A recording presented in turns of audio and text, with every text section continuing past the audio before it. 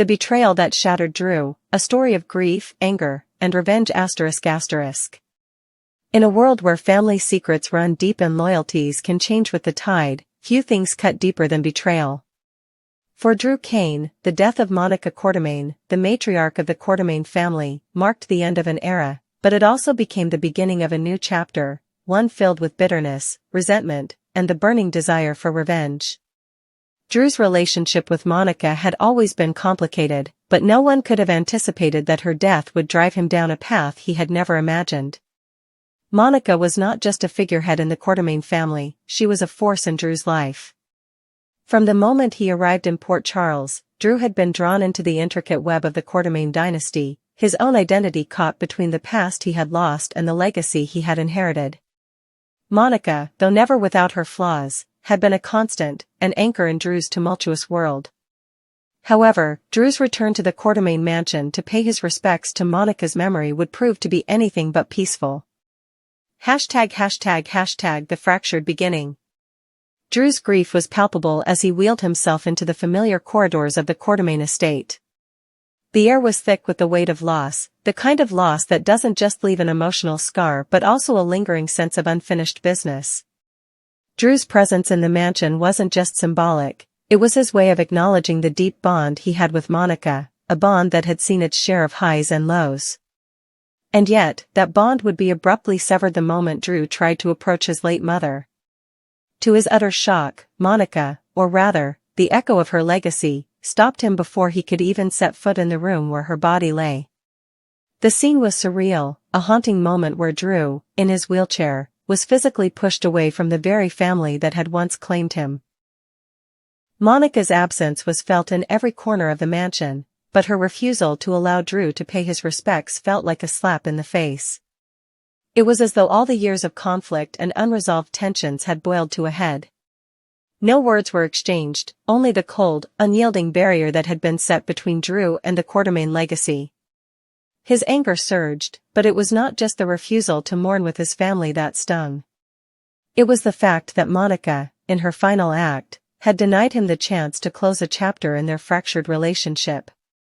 ###The will and the legacy of betrayal. The next blow came when Drew was excluded from Monica's will reading. This wasn't just a procedural oversight, it was a deliberate act that had been set in motion long before her death. Monica's final wishes were a testament to the complex nature of the Quartermaine family and the deep-seated divisions that had festered for years. Drew had already been on the outside looking in, but now, with this blatant exclusion, he was forced to reckon with the painful reality that his place in the family was not just tenuous, it was non-existent. As the will was read, Drew's name was notably absent from the list of beneficiaries. His inheritance had been stripped away, and his connection to the Quartermaine legacy, which had always been tenuous at best, had been severed completely. The family, already rife with its own internal power struggles, seemed to have cast Drew aside with the same cold detachment that had marked his entry into the mansion that fateful day. For Drew, this was the final straw. The exclusion from Monica's will was more than just an affront to his inheritance, it was an assault on his very identity. Drew had always struggled with the question of who he was, torn between his past as a soldier, his life with the Quartermaines, and the man he had tried to become. Monica's rejection felt like the final confirmation that, in the eyes of the family, he was nothing more than an outsider. The family he had once fought for had now turned its back on him. ###The seeds of revenge. The anger that had been building within Drew, simmering beneath the surface, erupted in a wave of rage. It wasn't just the loss of money, power, or status that drove Drew to the brink, it was the sense of betrayal. It was the undeniable feeling that he had been used and discarded. Drew had given so much of himself to the Quartermaine family, only to be pushed aside when his mother died. The injustice was maddening. Revenge became Drew's only solace. It was no longer about the money or the estate, it was about making the Quartermaines pay for the pain they had caused him. Drew's sense of justice, which had always been deeply rooted in his military training, had now been warped into something darker. It was about reclaiming his place in a family that had once been his and making those who had wronged him feel the weight of their actions. But Drew's revenge would not be swift or simple.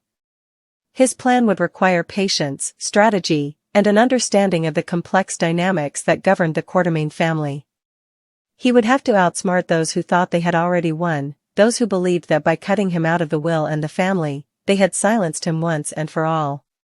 Drew would use every tool at his disposal, manipulating the very system that had cast him aside. The unraveling of the Quartermaines. As Drew's plan began to take shape, the Quartermaines found themselves facing an unexpected and dangerous adversary. Drew was not the same man who had once been swept up in the drama and intrigue of the family. The pain of rejection had forged a new persona in him, one that was cold, calculating, and focused solely on revenge. The stakes were high, and Drew knew that if he was to succeed, he would have to unravel the very fabric of the Quartermaine family. But as Drew worked his way into the heart of the family's deepest secrets, he found that revenge was not as sweet as he had imagined. The further he pushed, the more he realized that the true cost of revenge was the toll it took on his own soul. Drew's actions, though driven by anger and betrayal, began to reveal the cracks in his own identity. Was he willing to sacrifice everything, his relationships, his sanity, his very soul, just to see the Quartermaines suffer? The final confrontation. Drew's quest for revenge would come to a head in a dramatic final confrontation. As he closed in on his targets, the weight of his choices began to crush him. The once innocent desire for justice had morphed into something darker, and Drew's soul was at war with itself. But there was no turning back now. The Quartermaines had pushed him too far, and he would make them pay, no matter the cost. In the final moments, Drew would be forced to confront not only the family who had betrayed him but also the man he had become. The revenge he had sought might bring him victory, but would it be worth the price he had paid? As the Quartermaines crumbled under the weight of Drew's vengeance, the question lingered, was it worth it? Conclusion.